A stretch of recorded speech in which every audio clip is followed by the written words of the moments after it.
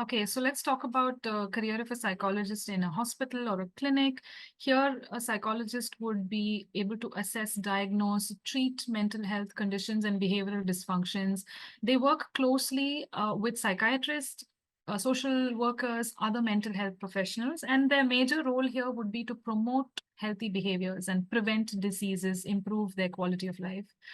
In private practice, so a psychologist can do private practice only after having a substantial number of supervised hours of work.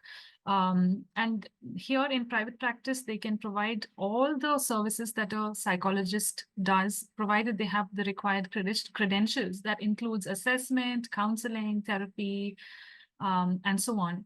There's a great deal of flexibility in being in private practice. Now, a school psychologist can support students' ability to learn and a teacher's ability to teach. So they help students succeed academically, socially, behaviorally, and emotionally. They understand diversity in development. Like I said, it's their job to understand neurodiversity in classrooms and provide the necessary support and progress monitoring. Then in terms of de-addiction centers, psychologists help patients overcome their underlying issues that contribute to addictions, and also help them develop the skills and strategies that they need in order to get better and in order not to go back into relapse. So relapse prevention is taught through individual therapy, group therapy, as well as family interventions.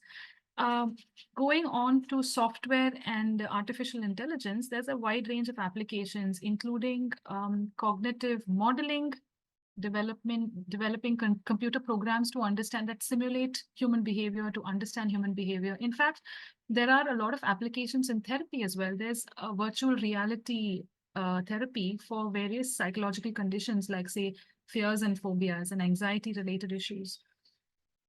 Moving on to organizations, this is something we already covered. So this involves training, development, hiring, recruitment, understanding job performance, optimizing productivity, working towards work-life balance, and so on.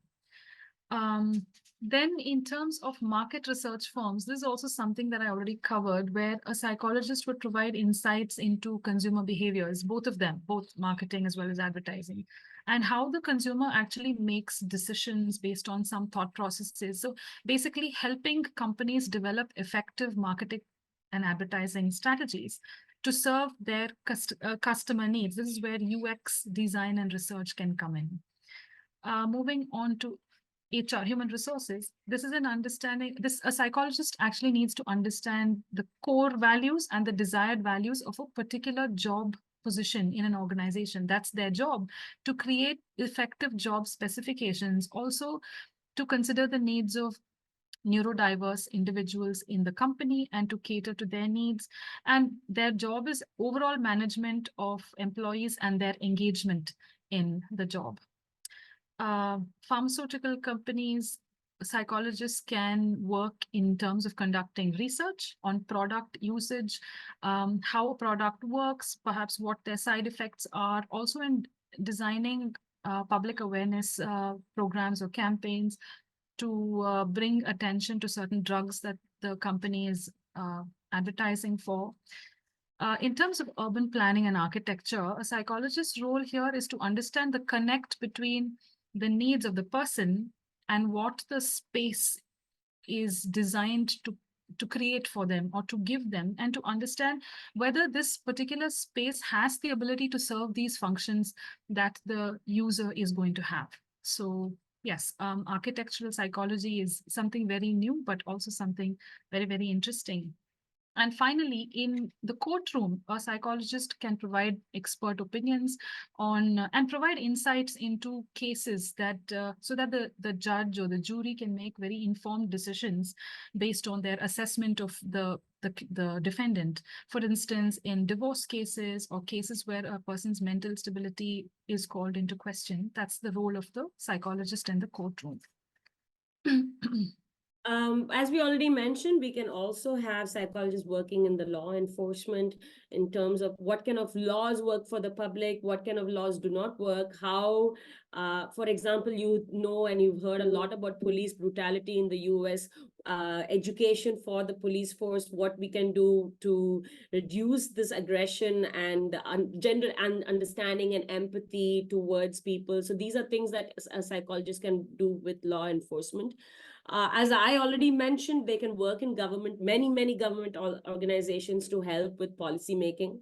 Not necessarily only government organizations. So, for example, you can work with the World Health Organization, with the United Nations, anything that can, and they constantly look for behavioral specialists. So, anything that will help them create certain policies that is beneficial for humanity.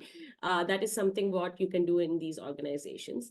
Of course, you can work with sports teams. You can also work with sports teams at universities and schools.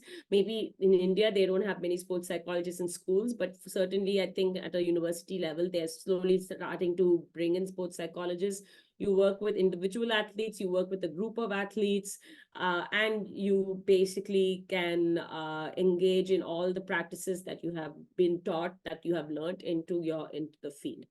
As Shruti mentioned before, we also have psychologists working in the military. I don't mean combat, but I mean, for example, doing some assessments, psychological assessments, some tests. A lot of people in the military and army, they go through post-traumatic stress disorder. Many of them have to engage in brutal combat, even if they don't want to, and how they cope with these things is something that a psychologist can look into. Psychologists can also work with NGOs, NGOs that support, for example, homeless people, NGOs that support people from different trans communities, from people who support women. And they again look into the kind of policies that you can engage in. What are the different practices that an NGO can engage in? What can an NGO do to make things better? So if there is some integration workshops or anything like that, a psychologist can work at an NGO. And finally, we have academia. They can be researchers. So like what Shruti and I are at this moment, and we are academics as well. We conduct research, we teach, and I think there's nothing much more to say about academia.